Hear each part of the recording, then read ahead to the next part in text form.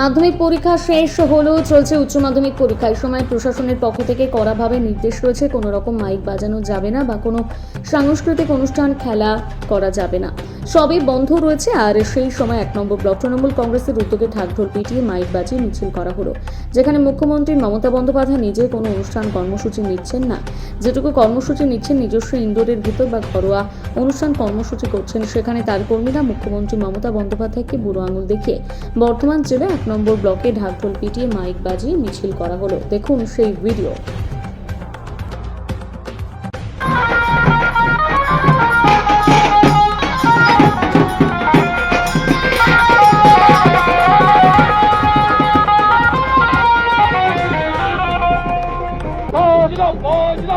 বন্দে মাতরম, বন্দে মাতরম, তৃণমূল কংগ্রেস জিন্দাবাদ, জিন্দাবাদ।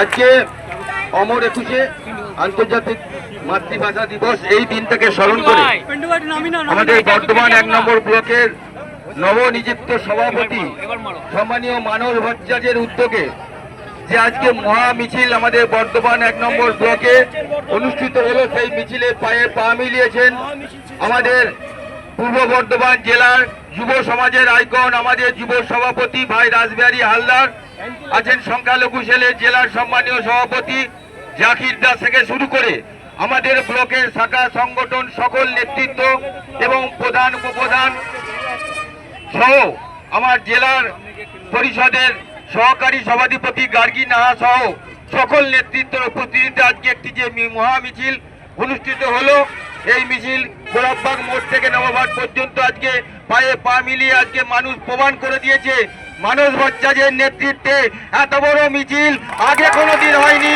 এটা প্রমাণ হয়ে গেছে, যেটা হলো বিধানসভা নির্বাচনের আগে আমাদের বিজয় মিছিল, এটা কিন্তু মানুষ আজকে প্রমাণ করে দিয়েছে।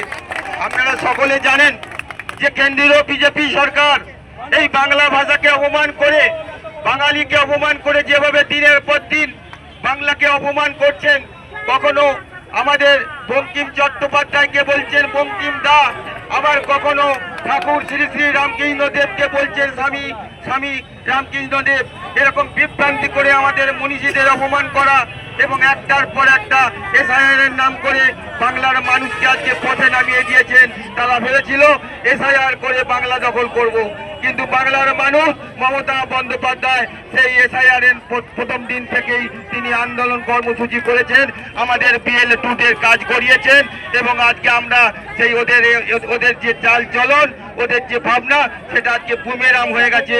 আগামী যে 26-এর নির্বাচন আছে, সেই নির্বাচনে মমতা বন্দ্যোপাধ্যায় 250 বেশি সিট নিয়ে ক্ষমতায় আসছে, শুধু সময়ের অপেক্ষা, আপনারা মিলিয়ে নেবেন।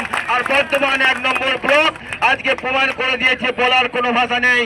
তারা আজকে আবাল বৃদ্ধ বনিতা ছাত্র যুব মহিলা প্রত্যেকে যেভাবে আজকে মিছিলে পায়ে পা মিলেছেন, তারা প্রমাণ করে দিয়েছেন শুধু সময়ের অপেক্ষা। মানুষের নেতৃত্বে বর্তমান 1 নম্বর ব্লকে 50,000 বেশি ভোটে লিড করে আমরা মমতা বন্দ্যোপাধ্যায়কে উপহার দেব। এইটুকু বলে আজকে রমজান মাস চলছে, আপনারা জানেন উচ্চ মাধ্যমিক পরীক্ষা চলছে, মাইক লাগাতে পারিনি আমরা, এবং রমজান মাসের আজকে 2য় দিন। আমি রমজান মাসের সংখ্যালঘু ভাইদের অনেক অনেক প্রীতি শুভেচ্ছা অভিনন্দন জানাচ্ছি। আজকে এখানে যারা ইফতার আছেন, যারা রোজা রেখেছেন, তাদের জন্য এখানে ইফতারের ব্যবস্থা করা আছে, আপনারা ইফতার করে তবে বাড়ি যাবেন। আমি সকলকে বলবো, আপনারা যেভাবে মানুষের নেতৃত্বে আজকে এখানে মিছিলে অংশগ্রহণ করেছেন, আগামী দিনে বিধানসভা নির্বাচনের পর এটা ফাইনাল মিটিং হবে, সেখানে হাজার হাজার মানুষ আজকে মানুষের নেতৃত্বে আজকে বর্ধমান 1 নম্বর ব্লককে স্তব্ধ করে দেবে। এইটুকু বলে সকলকে ধন্যবাদ জানিয়ে আমি আমার